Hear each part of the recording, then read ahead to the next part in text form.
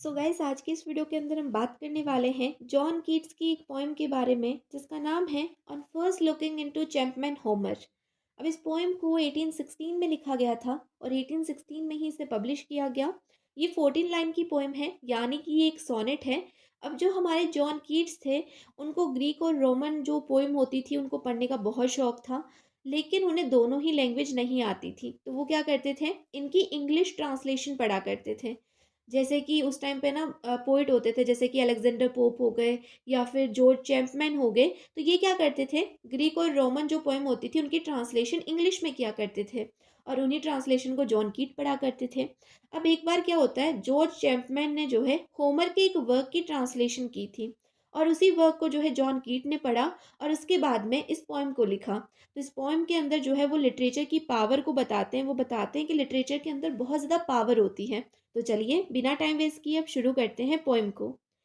तो पोएम की शुरुआत होती है, much have I travelled in realms of gold and many goodly states and kingdom seen. यहाँ पे पोइट ने बोला है कि मैं बहुत सारी जगह पे ट्रेवल कर चुका हूँ। मैं ऐसी ऐसी जगह पर जा चुका हूँ जहाँ पर जो है खजाना था, बहुत ज़्यादा जो है धन संपत्ति थी। मैं बहुत बड़े बड़े राज्यों में, बहुत बड़े बड़े किंगडम्स में जा चुका हूँ। मैंने बहुत बड़े बड़े किंगडम्स देखे हुए हैं। Round many western island have I been which bards in fealty to Apollo hold.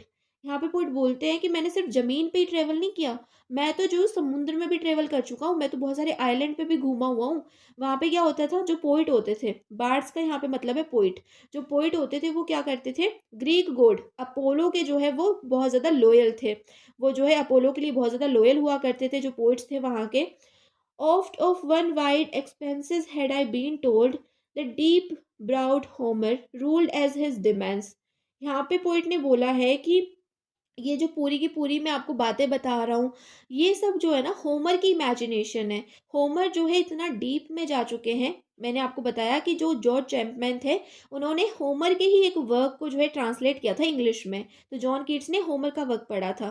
तो वो बोलते हैं कि होमर इतना अच्छा लिखते हैं, इतना डीप में लिखते हैं, ये तो मुझे पता ही नहीं चल पाता। Yet did I never breathe it pure serene till I heard Champman speak out loud and bold।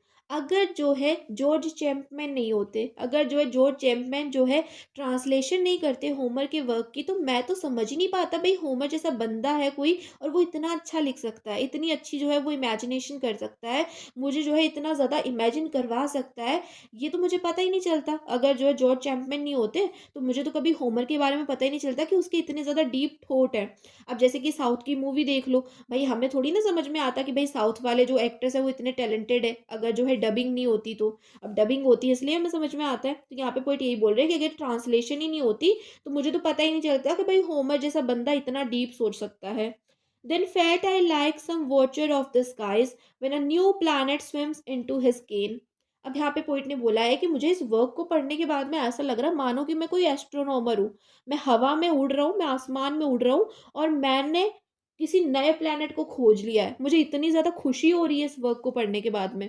Homer का जो ये वर्क है इसको पढ़ने के बाद में इतनी खुशी हो रही है, मुझे लग रहा है मानो कि मैं ही कोई एस्ट्रोनॉमर हूँ और मैं जो है हवा में उड़ रहा हूँ, मैंने कोई प्लेनेट खोज लिया नया। चलो भाई, अर्थ को छोड़ो, अब इस वाले प्लेनेट पे चलते हैं। ऐसी इतनी बढ़िया फीलिंग आ रही है मुझे इस वर्क को पढ़ के। फिर आगे वो बोलते हैं, or like stout cottage when with the eagle eyes he started at the Pacific and all his men looked at each other with a wild surmise silent upon a peak in Darien। तो यहाँ पे poet बोलते हैं कि मुझे इतनी खुशी हो रही है इस वर्क को पढ़ के मुझे ऐसा लग रहा है जैसे कि मैं तो भाई अलग ही दुनिया में पहुंच गया।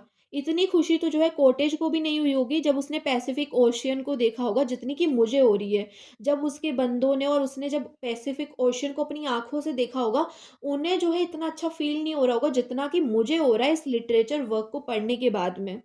फिर वो बोलते हैं कि जब कोई इंसान जो है वो डेरियन पैनोमा की जो ऊँची चोटी है उसके ऊपर खड़ा होता है, जब वो क्लाइंब करके उसके ऊपर पहुँचता है, उसे भी इतनी खुशी नहीं होती होगी जितनी कि मुझे जो है इस वर्क को पढ़ने के बाद में हो रही है। तो यहाँ पर जो ओवरऑल पॉइंट बताना चाह रहे हैं वो बोल रहे हैं कि भाई लिटरेचर के अंदर बहुत पावर होती है। आप किसी दूसरे काम को करके इतना खुश नहीं हो सकते जितना कि आप किसी वर्क को पढ़ के खुश हो सकते हो। लिटरेचर जो है ना आपको दूसरी ही दुनिया में पहुँचा देता है। जैसे कि यहाँ पर हमारे जो पोएट हैं जॉन कीट, वो बोल रहे हैं कि भाई वो जो कॉटेज है, उस बंदे को भी इतनी खुशी नहीं हुई होगी जितनी कि मुझे हो रही है। उस बंदे को भी इतना प्राउड नहीं फ़ील हो रहा होगा अपने ऊपर जितना कि मुझे हो रहा है। मुझे ऐसा लग रहा है मानो कि मैं किसी और दुनिया में पहुँच गया हूँ, मैंने कोई और प्लैनेट खोज लिया है और मैं धरती वालों से बोल रहा हूँ कि आ जाओ भई यहाँ पे मौज करते हैं। तो इतनी ज़्यादा मुझे खुशी हो रही है जितनी कि किसी और को हो ही नहीं सकती। तो यहाँ पर ये आपकी जो पोएम है ये कंप्लीट होती है। होप सो आपको एक्सप्लेनेशन समझ में आया होगा, थोड़ा सिंपल भी लगा होगा। तो अगर वीडियो अच्छी लगी है तो वीडियो को लाइक कर देना, चैनल को सब्सक्राइब कर लेना और अपने फ्रेंड के साथ इस वीडियो को शेयर भी कर देना। ओवरऑल इस जो पोएम है इसकी थीम है पावर ऑफ लिटरेचर, ठीक है? अगर आपसे थीम पूछ ले इस पोएम की तो आप क्या बोलोगे? Power of literature. और यहाँ पर आपकी जो ये पोएम है ये कंप्लीट होती है। अगर आपको किसी और टॉपिक पे वीडियो चाहिए तो आप मुझे कमेंट सेक्शन में उस टॉपिक का नाम कमेंट कर सकते हैं। सो बस अभी के लिए इतना ही, मिलते हैं नेक्स्ट वीडियो में, तब तक के लिए bye, take care, keep watching, keep learning, love you all.